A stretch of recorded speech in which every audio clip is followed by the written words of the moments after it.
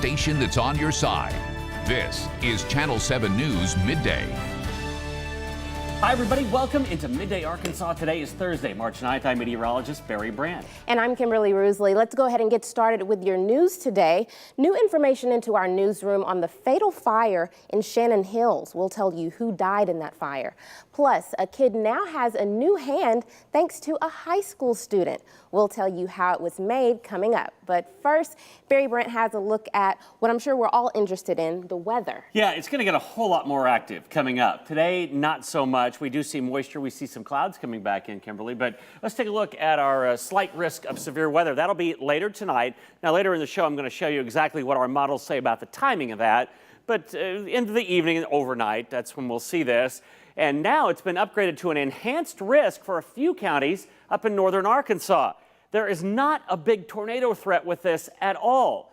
But hail is a threat and some damaging wind possible as a front slips down in. There's the clouds that are coming in on our Middleton Skycam. We're looking off to the north there.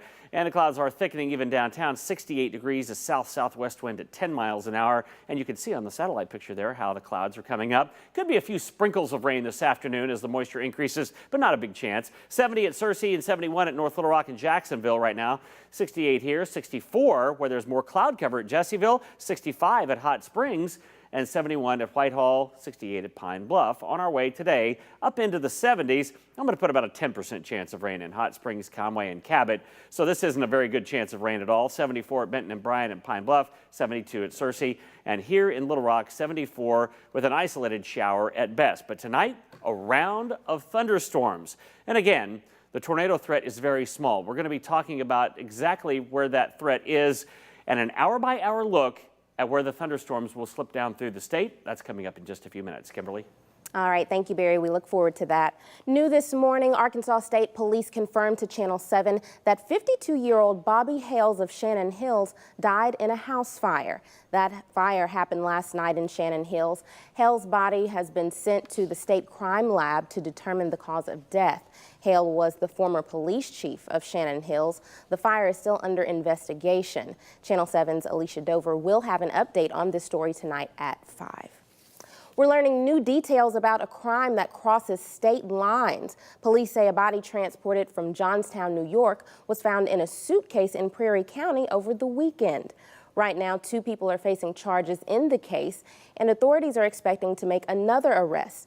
Channel 7 was the only station there this morning as 56-year-old Virginia Lee Colvin was taken into custody, charged with abuse of a corpse.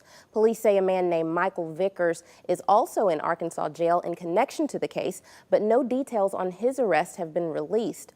On Sunday, state police say they got a call from a person who saw the body in a pickup truck, but by the time the truck was pulled over, the remains had been disposed of in a field. Right now, it's believed the death happened in New York. House Republicans are pushing ahead with legislation to undo former President Barack Obama's health care law, holding marathon all-night voting sessions. This despite Democratic protests and intense opposition from doctors and consumer groups. Janae Norman has the latest from Washington. An all-nighter on Capitol Hill as the battle over Republican health care forged ahead. Costs are skyrocketing. Deductibles are going through the roof. And this is what you've come up with. This is a bad joke. One committee going until 4 a.m., another working through dawn and a full 24 hours. Buckle in, because we will go until we're done with the amendments. Democrats pulling out all the stops, doing everything possible to derail the new GOP bill. I guess if we have to stay all night, I'll stay all night to offer my amendment. I don't think it's junk. I think it's an important idea. At one point, debating an amendment to change the name of the bill to the Republican Pay More for Less Act. Meanwhile, many of the nation's leading health care groups, including AARP, are denouncing the plan as one early review projects up to 10 million Americans could lose their health insurance. That's despite President Trump's promise of insurance for everybody. He's in a very much of a sell mode. Trump, the businessman turned president, now out to make a deal, reaching out to conservative critics who have called the plan Obamacare 2.0. The bill as it stands now has serious problems, but I'm encouraged that the president indicated they're working to make it better. The American Medical Association wrote a letter to Congress citing an expected decline in health insurance coverage and potential harm to vulnerable patients. But one conservative group has launched a $500,000 TV ad blitz to support the plan. Janae Norman, ABC News, Washington. Here in Arkansas, a House panel has endorsed the idea of naming the Bible as the state's official book. Yesterday, the House Aging, Children and Youth Legislative and Military Affairs Committee advanced the resolution supporting the designation of the Bible as the state's book. The bill now heads to the full House. An Arkansas lawmaker filing a bill that would require businesses to provide equal pay to women. The bill says that an employer is not allowed to pay a woman less than a man for substantially similar work, performing the same responsibilities and under the same working conditions. There are some exceptions to paying one person more than the other. It does allow for seniority, merit, or a valid reason other than gender, such as a person's education, training, or experience. The bill will be discussed in a House committee on Tuesday. Lawmakers also making changes to a campus carry bill currently being discussed at the state capitol that would expand the legislation to allow concealed weapons in places like state buildings and even bars. Representative Charlie Collins says these new amendments are a way to protect people. Collins says carriers would have to go through 8 hours of training designed by Arkansas State Police before they carried on campus or in a bar. We need enough concealed carry holders to deter the bad guys, at the same time minimize the potential for an accident. Representative Collins says we can expect this to be presented on the Senate floor within the next couple of days. If you want to do something more with your smartphone or computer, listen up. Each week, we're giving you different things you can do with your smart devices. Here's Francie Black with this week's App of the Week. If you want to spice up your social media graphics, but feel like you don't have the design skills, I've got a free app that will make you look like a pro in no time. With Adobe Spark Post, you can create stunning graphics for social media in a flash. Choose a template for inspiration and style. Change any of the design elements, such as background image, text, and color palette. Try different formats just by tapping. Add animation for extra pop. Share the post on social media or save it as an image. This is an easy and powerful tool for quickly creating posts for anything from wedding announcements to marketing graphics. This free app is available on iOS and on the web. I'm Francie Black. For more information, visit techtangotoday.com. All right, interesting tip there. Still ahead today on Midday Arkansas, meteorologist Barry Brandt has a look at today's forecast, including a risk of severe weather tonight. Of course, he'll tell us when and where it is happening. Skycams, sponsored by Middleton Heat and Air. Team with the most experience. This is Channel 7 meteorologist Barry Brandt. Some periods of active weather coming up, but guess what? It's March, and that is not unusual. Let's take a look at our weather headlines. Some strong storms possible tonight, maybe even some hail, so there is a severe risk, especially as you look into northern Arkansas. And then a cool rain Saturday. Oh, it's going to get so much chillier. And in northern Arkansas during the day, and maybe even in a little farther south at night as the thing exits, there's a winter mix that's possible. We're going to talk more about that coming up, but for today anyway, or for tonight anyway, we'll have a slight risk of severe weather. It's just to the north of Little Rock, so White County, Faulkner County, Cleburne County, you're in that slight risk, and then an enhanced risk up to the north. A tornado risk is not a big thing here. If there was one, it might be up in Missouri, but hail and high winds would be the risk with this storm. Now, it's not like a Pacific front. This is an Arctic front, and Arctic fronts generally don't have quite the severe potential that a Pacific front does, like the last two that have come through. But hail and wind up in northern Arkansas, the biggest impact, tornado and flooding threat would be on the very, very low end for tonight. And obviously, we'll keep an eye on it. I'll be here at 5, Ty Jacobian at 6 and 10 o'clock for tonight. And this is just one model, but look what it says as far as snow and sleet, I might add. Mainly that northeastern part of the state. And it keeps, even down into central Arkansas, a little bit of snow. But here's what I want you to hear. All the while that this is going on, temperatures for most of us if there is any snow or sleet, would be above freezing, and the ground is way above freezing right now due to the warm weather that we've had, so no big impact is expected, but we'll continue to watch those counties up to the northeast. We see a lot of cloud cover moving in. 63 our high then for tomorrow after a 70s day, and then 40s coming in over the weekend, and that's the good chance of rain, and then that little mix that I showed you late in the day on Saturday.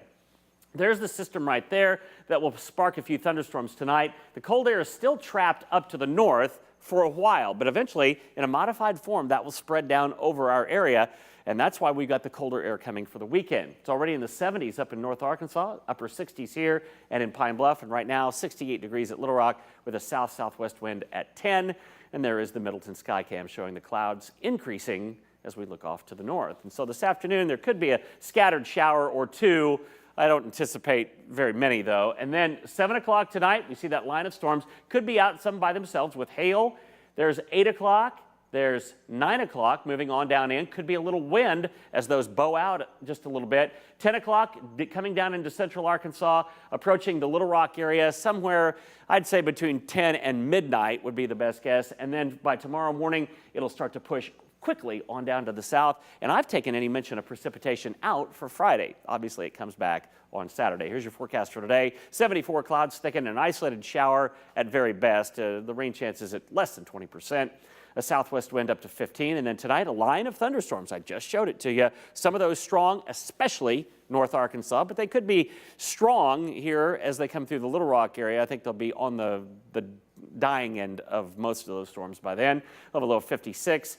And then starting to get cooler tomorrow, 40s over the weekend. And we stay cool for the rest of that forecast. We'll have an updated forecast today at 5 on brand new model information. Kimberly?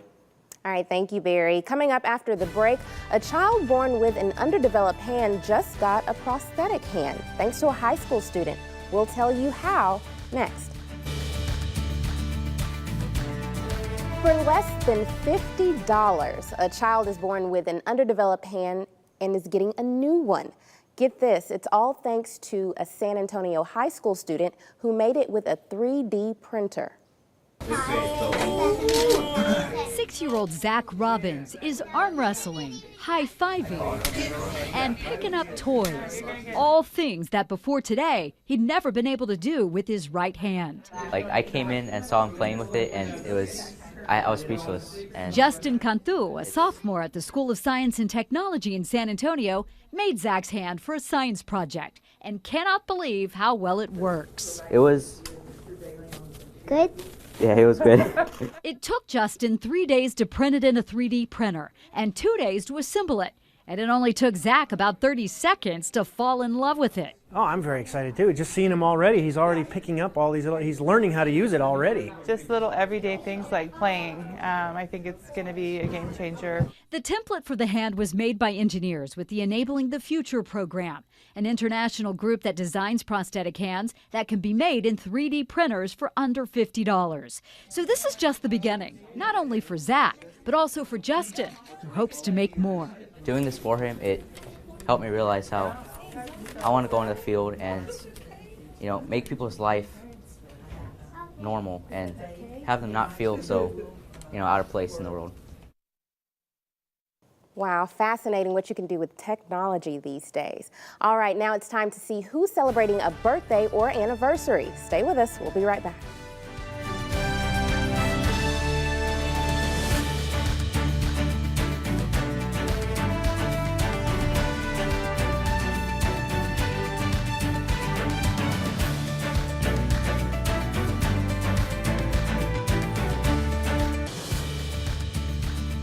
A recent attack in Kabul, Afghanistan, is being claimed by ISIS. From the Terror Alert Desk, Lindsay Mastis reports how ISIS claimed they attacked undercover. ISIS is claiming responsibility for an attack that killed 30 people and wounded more than 50 others in Kabul, Afghanistan. Attackers dressed in medical uniforms, and they stormed a military hospital. They killed and wounded doctors and hospital employees. Afghan security forces were eventually able to stop the attackers. The hospital is not far from the U.S. Embassy. ISIS's leader Abu Bakr al-Baghdadi may have escaped Mosul and gone into hiding. U.S. and Iraqi officials say they think he fled the city and left his commanders to fight. The intelligence sources are pointing to a sharp drop in ISIS postings on social media as evidence that Baghdadi and his circle have become increasingly isolated. Coming up, what we can expect weather-wise. Barry has a last look at your weather next. Coming up today on Channel 7 News at 5, we'll join Kyle Deckelbaum live in Nashville as the Hogs are getting ready for the SEC tournament. He'll recap what the team is doing today and look ahead to their game Friday night. And that's going to be a fun one. I love this time of the year. Absolutely. Let's take a look at your forecast. It gets a little more active late tonight, but for today anyway, clouds will just thicken. We'll go up into the 70s, a nice south wind. I can't rule out an early evening shower of some sort, but it'll be later tonight, later this evening, that we see a chance of thunderstorms. Those thunderstorms entering North Arkansas, maybe around 7 or so. It's already 76 degrees up in Harrison, a strong south wind up there. And here's our Futurecast model, high-res model showing, look at that, North Arkansas coming in. There's about 8 o'clock. There could be hail and wind with these. The tornado threat, I got to tell you, is very, very low. And then all of those individual storms form into a line, make it down into the Little Rock, 10, 11, maybe midnight, and then on into South Arkansas after that. So a good chance of rain late today. Then tomorrow, clearing out, no mention of rain, 63, and then a chilly rain on Saturday. Today at 5, we talk about North Arkansas and the potential for a wintry mix of precipitation and exactly what the models say where the best chance of that is. That's today at 5. Oh, this has really been some up and down weather for us. It has. It's been mostly up. We're going down temperature-wise. Well, thank you for guiding us through it. You bet. Before we go today, Barbie is celebrating her 58th birthday. Happy birthday, Barbie. Mattel introduced Barbie at the New York Toy Fair on March 9th, 1959. Ruth Handler created the iconic doll. She named it after her daughter after seeing her little girl playing with paper dolls. Handler wanted a 3D doll for girls to play out their dreams. Since its debut, Barbie has had many careers, everything from an astronaut to a nurse to a firefighter and even president. Absolutely. And she, man, she looks great for 58. Let me just tell you. Isn't she aging well? Stunning. Absolutely. Yeah. Let's hope we can look like Barbie later on. Let's hope so. Yeah.